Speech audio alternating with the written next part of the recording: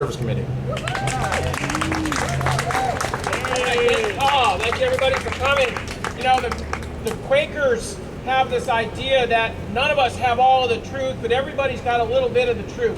And it's kind of interesting then that one of the prophets we are turning to these days is a five-star general, Dwight Eisenhower, right? Now, he warned us about the acquisition of unwarranted power of the military-industrial complex. I want to say a little bit about that because that becomes, in a sense, the paradigm for the governing under the influence system that we've got now. In the last election, the 2012 election cycle, the military-industrial complex spent $27 million on candidates for election. Just the top 10 Pentagon contractors by themselves spent $23 million on politics, and for that, they got $202 billion in contracts. All right? Anybody here with an MBA? That's a pretty good return on investment, don't you think? All right? They spend about $128 million a year on lobbying, conducted in many cases by former members of Congress, by former generals and admirals, by former high-level staff on Capitol Hill committees. This is what we call the revolving door. They sponsor job fairs for the retiring generals and admirals so that they can qualify for lucrative jobs selling weapon systems back to their former colleagues at the Pentagon.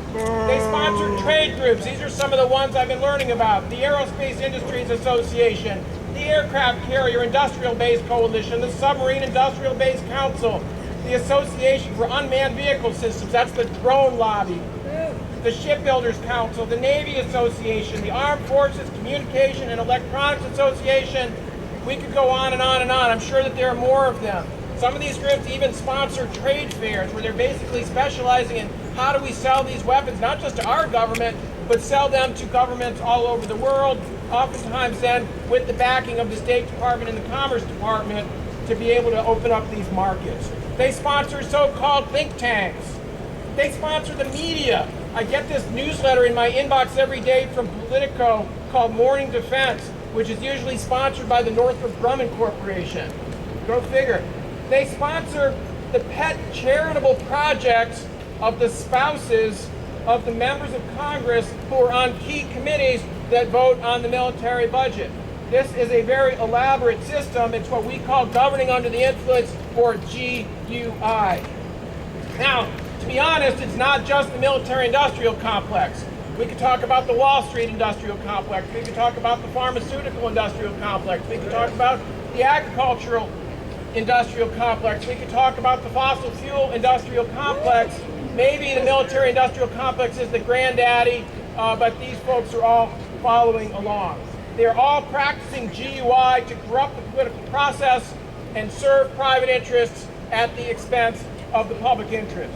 So if DUI is a hazard to everybody who's on our roads and sidewalks, then GUI is a hazard to our democracy. All right? And if DUI needs to be approached as a public health problem of the greatest importance, then GUI needs to be approached as a democratic health problem of the highest importance. But here's the difference. While DUI is a crime, GUI is perfectly legal. It is the rules of the road. And it's gotten even more legal in recent years due to the Supreme Court decisions in cases like Citizens United and McCutcheon, which has opened up floods of cash from the corporations and from the millionaires and the billionaires. And this is at a time in which the rich are getting richer, the mega rich are getting mega richer, the giga rich are getting giga richer.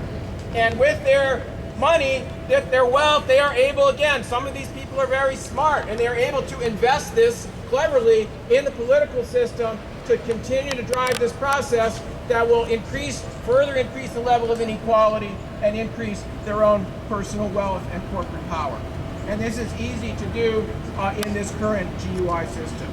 Now, Eisenhower said that only an alert and knowledgeable citizenry can compel the proper meshing of industrial might with democracy's needs. I want to say that again.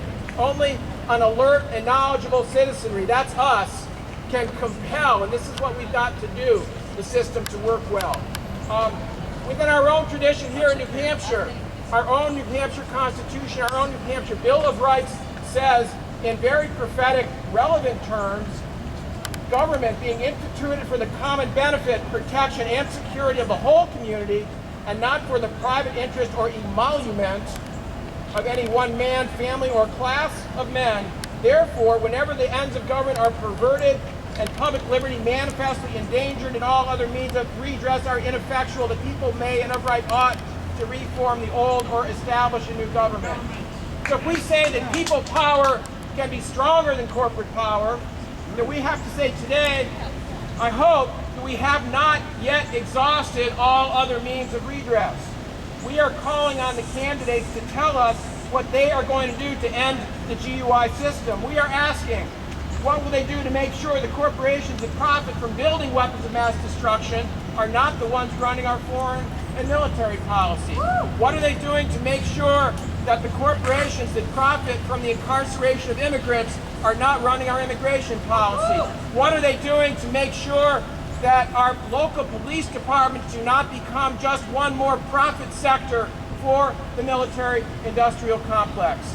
We've got a lot of questions. What are they going to do to make sure that our political system is based on the principle of one person, one vote, and not based on the principle of $1, one vote? Now, this GUI system is pretty seamless. It works really well for the people who control it and who benefit from it. But there is a crack in the system. And the crack in the system, or one crack in the system, is that every 4 years in the states of New Hampshire and Iowa, the candidates actually show up in places like this, in coffee shops and restaurants, on Main Street in Concord, in various types of halls and schools and other places, and they actually really do want to hear what's on our mind, and we've got the chance, and this is what we refer to as bird dogging.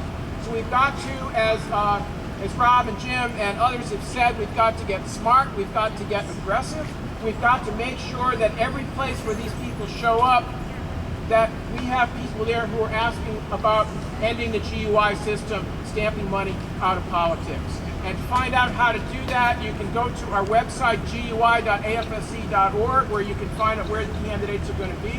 You can come to some of our training sessions. Our next one, by chance, happens to be tonight at 6 p.m. at the Unitarian Church in Concord. How many of you have been to bird dog training? Raise your hands. Did you find it helpful? All right, it's a good way to get ready for this. We've trained more than 500 people here in New Hampshire already. We've trained a few hundred more in Iowa. We're getting our questions asked. We're getting some answers. It really is about moving the discourse. It's not about who gets elected. It's about moving the whole country in the direction of saying we are committed to solving these problems and we're going to do it. We've got a little over 6 months to make sure that the candidates hear from us. The system is strong. It's not invulnerable. We can end GUI and we can stamp money out of politics. Thank you.